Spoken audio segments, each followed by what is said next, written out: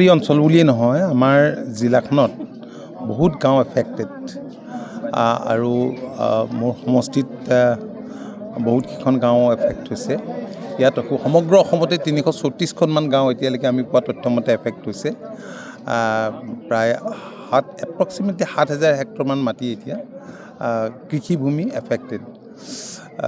আজি জিলা আয়ুক্তও আহিছে, CDCও আছে, চাৰ্কুল অফিচাৰ সকলো আহিছে। আমি বেলেগ বেলেগ ঠাইলৈও গৈছোঁ।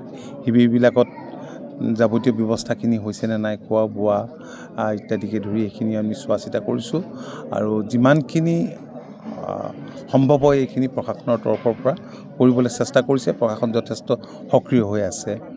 তো আজি নুমলীগড় ৰিফাইনেৰী লিমিটেডৰ CSRৰ পৰা ইয়াত 10খন নাও, কাৰণ নাও যদিও SDRF এইবিলাক আছে, কিন্তু বিভিন্ন একেবাৰে ভিতৰুৱা অঞ্চললৈ সেই নাওবিলাক নোসোমায়। তো সৰু সৰু নাও তেনেকুৱা দিয়াৰো ইয়াত ব্যৱস্থাটো হৈছে।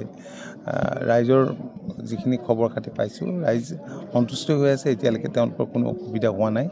আৰু ইয়াৰ উপৰিও যিখিনি গোলাঘাটত এতিয়া কৃষিভূমি জলমগ্ন হৈ আছে, আমি ভাবিছোঁ কমিউনিটি নাৰ্চাৰী গোটেই অসমতে বেলেগ বেলেগ জিলাত বানপানী হোৱা জিলাবিলাকত কৰিবলৈ দিয়া হৈছিল, ইয়াতো কৰিছে। কিন্তু যিখিনি কঠীয়া তাৰ পৰা ওলাব এইখিনি সকলোখিনিয়ে খেতি কৰিব পৰাকৈ ছাফিচিয়েণ্ট নহয়। আৰু সেইবাবেই জিলা প্ৰশাসনে জিলা আয়ুক্তৰ তৰফৰ পৰা DOৰ লগত আলোচনা কৰি ইয়াত কিমান বীজৰ প্ৰয়োজন আছে, বিনা 10, বিনা 11, যিবিলাক ফ্লাড টলাৰেণ্ট ভেৰাইটি, আৰু সোনকালে ছটিয়াই দিলেই গজিব। নতুনকৈ কঠীয়া আৰু বেলেগকৈ পাৰি পেলাই কঠীয়াৰে নুৰুলেও হ'ব, তেনেকুৱা কেইটামান ভেৰাইটি দিবৰ কাৰণে ইতিমধ্যে কথা বতৰা হৈছে। আমাৰ কৃষি বিভাগৰ লগতো তেওঁলোকে পঠিওৱাৰ আশ্বাস দিছে।